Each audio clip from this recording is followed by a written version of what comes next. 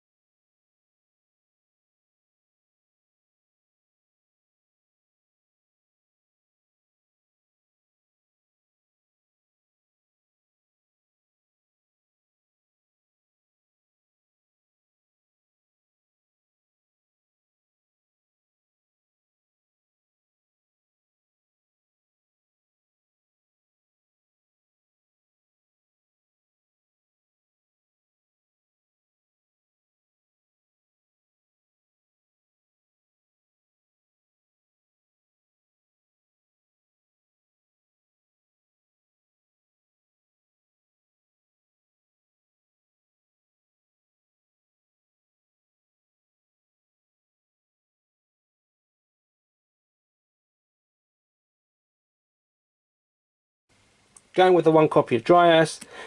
This is the starting monster of the Sunavalon chain. The effect to search for a spell and trap card if you use the seed isn't actually very good at the moment because they don't have many spells and traps. They're not very good. 2 copies of Dryades. The only reason why there's 2 copies in this deck is because of Sunseed Shadow's ability, where you can banish it from the graveyard and special summon another copy from the extra deck if it's linked.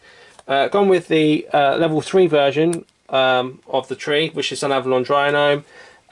All 3 zones point towards you, very easy to summon, and it's a Sunavalon deck. So that's pretty much the only reason why this card's in the deck. The 4th form, Drya Trentier. All three zones point towards you as well, and it searches for a spell and trap card as well, so that way it makes Dryas's effect insufficient. 3 copies of Sunvine Thrasher. This card is very easy to summon now, especially now that you've got Black Garden on the field, so you can literally just link your tokens away for this guy. 1 copy of Naturia Beast. Nice cheap alternative, stops your opponent from playing spells by sending the top 2 cards from your deck to the graveyard. 1 copy of Goyo Guardian to 2800 beat stick and take control of your opponent's monsters when it destroys it. This deck is very easy to summon that card out as well.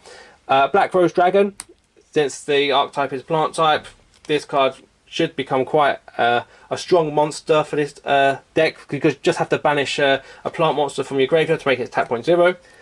Scarlight Red Dragon Archfiend, literally just to clear up your field, just like Black Rose Dragon previously, but this card deals that 500 points of damage for each monster destroyed that's special summoned. Evil Swarm Exciting Knight, easy, quite a cheap alternative.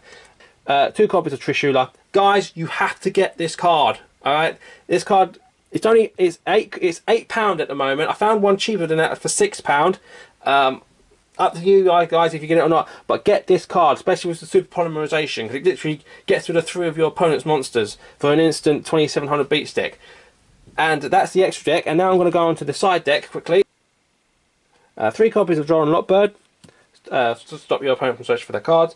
3 copies of My Body as a Shield, to protect your monsters from destruction. 3 copies of Dark Rule No More. Now this card surprised me because this card is still quite expensive. This card's like £7, considering that it got reprinted in the structure deck, and the structure deck itself only costs £7. So literally, if you want this card, just buy the Charmer structure deck. You'll get it in there.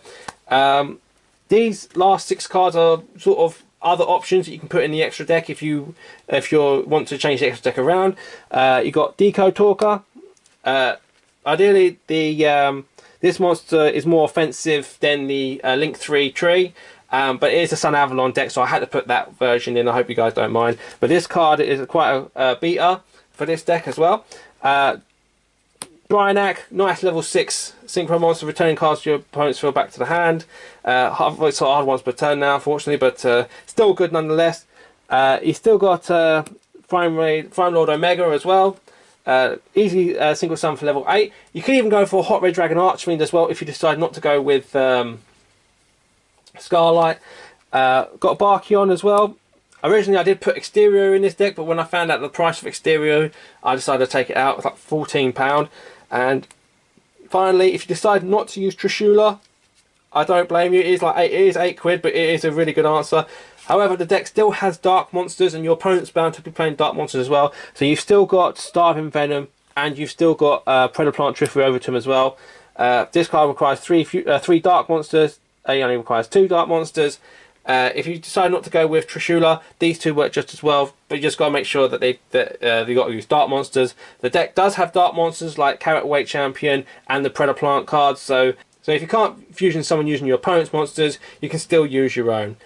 And that's it, guys. That's my budgeted version Sunavalon deck profile. I hope this helps you guys out. I do understand where people are coming from. Some cards are just ridiculously expensive, and I will be using them in my competitive deck profiles, but budget deck profiles I will not use any expensive cards. I will absolutely try my best to use the cheapest cards as possible and make it reasonable for everyone to use, while still making the deck as good as possible. Got many more deck profiles lined up. Got Armed Dragon coming up. I've got Red Dragon Archfiend coming up. I have a friend who's challenged me to make a Water Dragon deck profile, so I'm going to try and do that. Don't miss out on it. Subscribe and click the bell icon so you don't miss out on any more future videos. Give the video a thumbs up, and thank you guys for watching. I'll see you soon.